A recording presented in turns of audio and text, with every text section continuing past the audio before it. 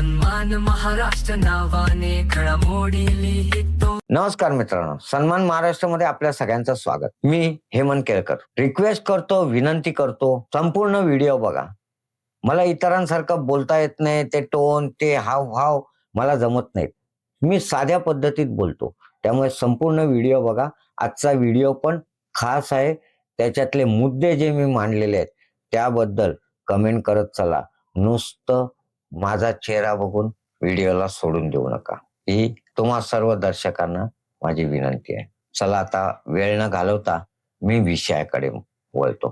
तुम्ही म्हणाला आला डोकं खायला नाही. मी जे मुद्दे मांडतो ते आपण समजून घ्या, अशी आपल्या सगळ्यांना विनंती आहे. आता मी विषयाकडे मित्रांनो, तुम्ही सोशल मीडियावरनं न्यूज चॅनल मधनं एक व्हिडिओ बघितला असेल.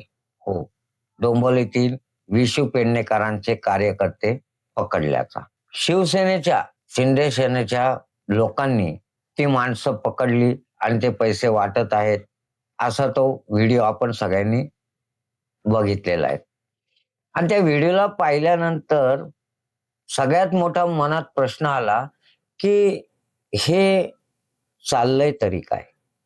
बघा ना, शिंदे आणि फडणवीस, शिंदेची शिवसेना आणि भाजप भारतीय जनता पार्टी दोघेही एकाच सरकारमध्ये आहेत.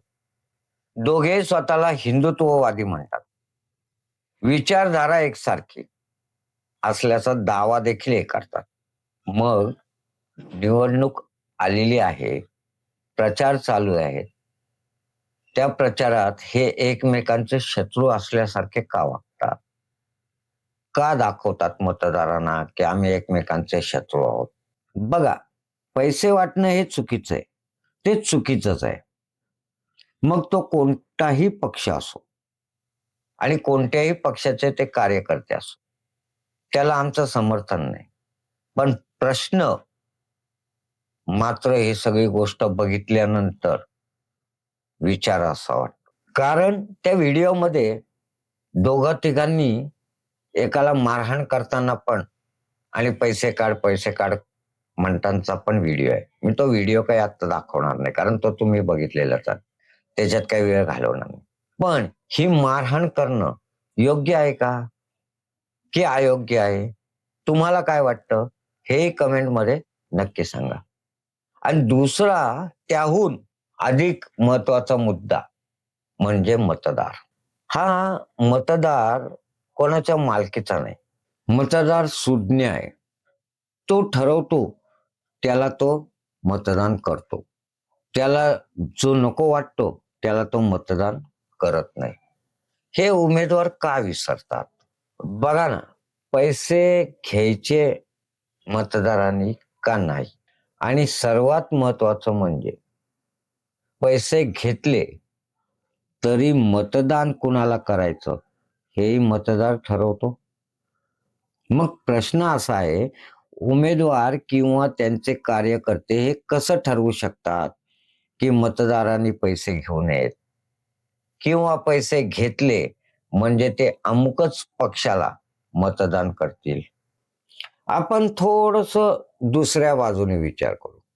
अप्रत्यक्षपणे हा मतदारांवर केलेला आरोप नाही का? मतदार पैसे देणाऱ्यालाच मतदान करतो, हा अविश्वास मतदारावर कितपत योग्य वाटतो?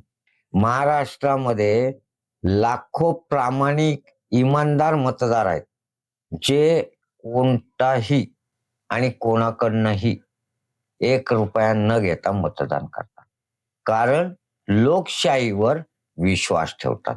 प्रश्न असा आहे की ज्यांनी पैसे न घेता तुम्हाला मतदान केलं त्यांच्यासाठी तुम्ही नेमकं काय केलं? किती लोकांना नोकऱ्या दिल्या? किती लोकांच्या आयुष्यात खरंच बदल झाला? शिक्षण, आरोग्य, पाणी, रस्ते या मूलभूत सुविधांमध्ये किती सुधारणा झाली? आणि त्याच वेळी नेते किती श्रीमंत झाले? त्यांची संपत्ती किती वाढली? हे प्रश्न विचारणं चुकीचं आहे का? ज्या लोकांनी पैसे वाटतो म्हणून पकडलं त्यांनाही आम्ही विचारतो की किती नेते श्रीमंत झाले तुमच्या पक्षातले? किती लोक या मूलभूत सुविधांनी खुश झालेत. खर तर आजची निवडणूक म्हणजे विचारांची लढाई राहिली नाही. व्हिडिओ व्हायरल करण्याची, एकमेकांना बदनाम करण्याची आणि मतदारांना गृहीत धरण्याची ही लढाई झाली आहे. पण लक्षात ठेवा, मतदार मूर्ख नाही. तो सगळं पाहतोय, तो सगळं लक्षात ठेवतोय आणि येणाऱ्या 15 तारखेच्या निवडणुकीच्या दिवशी तो कोणताही व्हिडिओ पाहणार नाही, कोणती धमकी पाहणार नाही, कोणतेही पैसे नाही. फक्त मतपत्रिकेवर असलेलं बटन, त्याच्या मनात असलेल्या, त्याला योग्य वाटणाऱ्या उमेदवाराला दाबून मतदान करणार. आणि तोच क्षण लोकशाहीचा खरा निकाल ठरवतो. आता मित्रांनो, तुम्ही मला सांगा कमेंट करून, पैसे वाटणारे चुकतात का?